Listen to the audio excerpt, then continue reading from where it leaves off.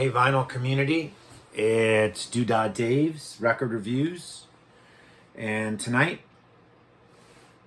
taking a sip of my water there, we are going to do ours. Who would that be?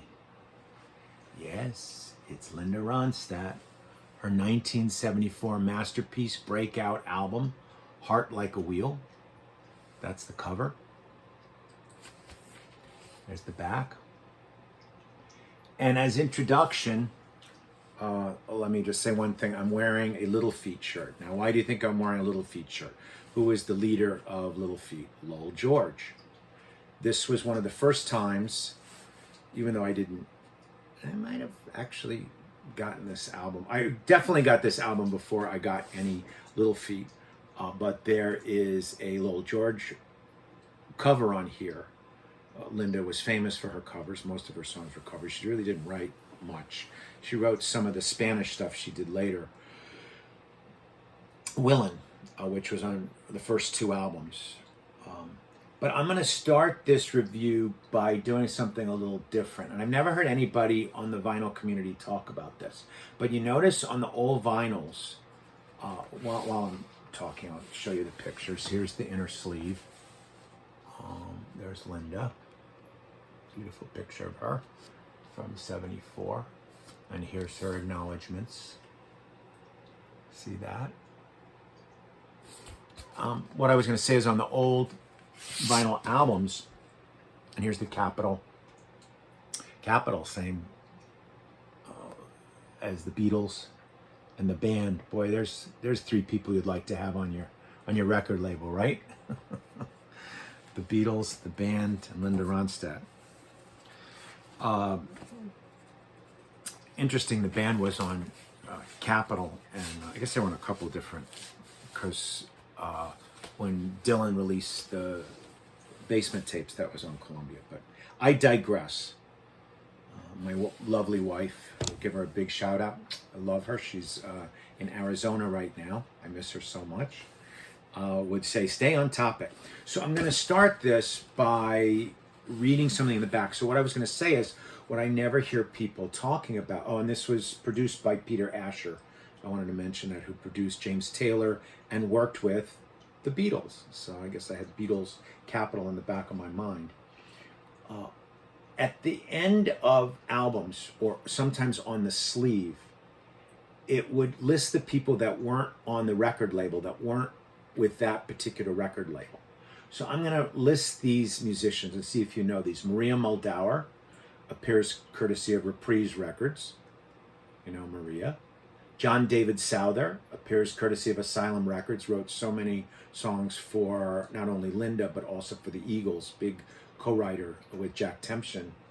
Emmylou Harris, Graham Parsons' old friend, and then later on Linda and Emmylou would join up with Dolly Parton to do the great trio albums, country female vocal trios. And Wendy Waldman, another one, and Andrew Gold, who was her lead guitarist. Just a special thanks to Andrew Gold for his help. So he was on Capitol. And then I'm going to list, let me list the tracks, all right? I showed you this, right? I'll give you a chance to take a look at that. And you see the heart there. Linda's Heart. So You're No Good by Clint Ballard leads off, which was one of the singles from the album. It Doesn't Matter Anymore, Paul Anka. Faithless Love is the J.D. Souther Dark End of the Street that so many people covered, including Graham Parsons. She doesn't, interesting, she doesn't have Emmylou in background for that. It would have been a good one. Dan Pennington, Wayne Moman wrote that. Heart Like a Wheel, the McGarrigle sisters wrote that, a Canadian duo, a very good vocal duo and writers. When Will I Be Loved, that the Everly Brothers hit. Willin', I mentioned, Lowell George. I Can't Help It If I'm Still in Love with You, going back to hardcore country, Hank Williams. Keep Me From Blowing Away by P. Craft, don't know him. You Can Close Your Eyes, there's James Taylor, the Peter Asher influence. With drums by Don Henley, acoustic guitars by Glenn Frey. Probably recognize those guys. So JD brought their boys with him. And don't forget, and everybody knows the story, I know now since the history of the Eagles, but that the Eagles were Linda's backing band and then went out on their own. So they had close ties to her. And there was a famous concert that they played in Arizona with Jackson Browne and Linda and the Eagles, which I've never heard a tape from that. Anybody's got a tape or it's up on YouTube, please let me know. And then you can close your eyes, closes it out. So I notice a famous name from the VC that everybody knows. Bernie Grundman mastered this at A&M. And it was recorded June through September. Well, actually took a long time to record it, probably because of all the guest stars. So it's just a masterpiece. I can't say anything more than that. I mean, she covers, Little Feat, like I say, my shirt, and I mentioned that.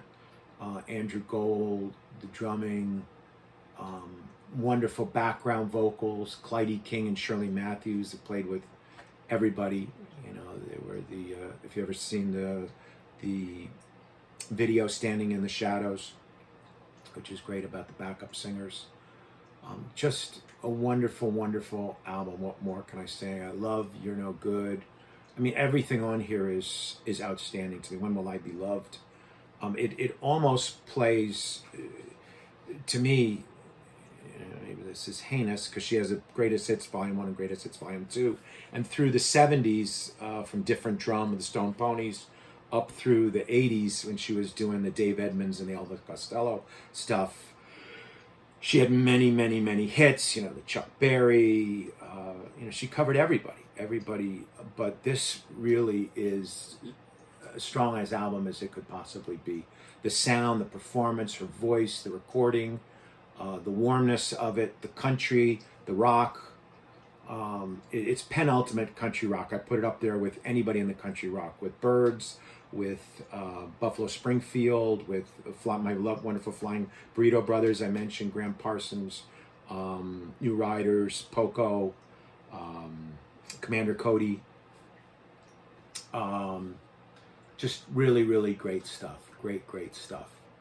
Recorded in London, Air Studios in London, where Jeff Beck recorded Blow by Blow, and I believe Wired too.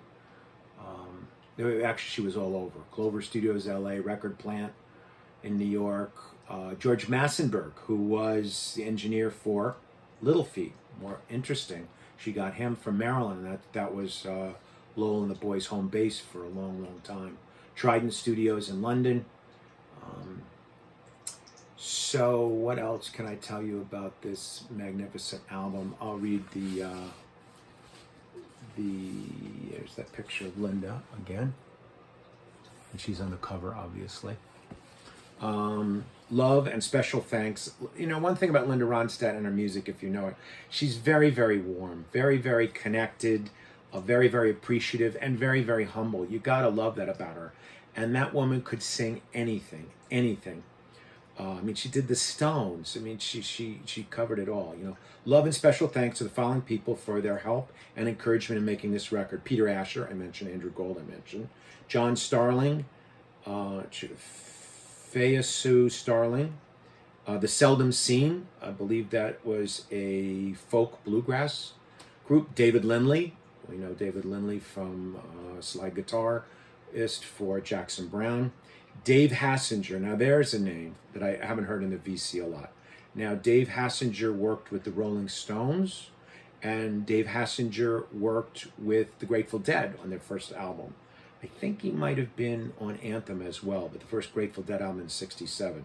So Hassinger is a pretty heavy name in the music biz. Val Garage and Lowell George is the last one, so you gotta love that. And my fave, I think, is Willin' on here. It's Sneaky Pete on steel guitar. Sneaky Pete Kleinow was the pedal steel player for the Flying Burrito Brothers. So what else with Linda? Lindley I mentioned. See if there's anybody else I missed on here that jumps out at me. Bass was played by Emery Gordy. I would like to know if he was related to Berry Gordy on Dark End of the Street. Chris Etheridge, another great country guy. I believe Chris Etheridge was in the Flying Burrito Brothers as well. So with the death of Graham Parsons, I think Graham Parsons died in 73. So this would have been the next year. She picked up quite a few of the Burrito Brothers. And I see the Starling played acoustic guitar. I mentioned Fry. And Henley on You Can Close Your Eyes at James Taylor. So that's, and Tim Schmidt on bass. So she basically has the Eagles backing her. Schmidt, Henley, and Fry. Pretty amazing. Recorded mixed at the Sound Factory, LA by Dave Hassinger and Val Garay. So there are those two guys. They were the mixers, and then mastered by Bernie. So that's it. Heart Like a Wheel, 1974, Columbia. A masterpiece. One of my faves. Really happy to pick this up. I had it as one of those things. I had it on vinyl. It slipped away from me, and I picked up another copy. I believe this is close to. I actually didn't look at the grooves to see if it's an original pressing. It looks like it. I don't know if DG's in the out grooves. I'll have to look. It's got something on there. Looks like. Ever since I've been doing this with vinyls, I'm like I peruse the out grooves looking for things. So that's Linda Ronstadt. We're at R's. So next week, what comes before R? M, N, O, P, Q, R. Q. That's going to be a tough one, right? Q. Not too many bands. So we'll try to come up with something next week. All right. Have a great one. Good talking to you. And keep listening to your vinyl out there, right? Doodah Dave signing off with another review for you. Take care.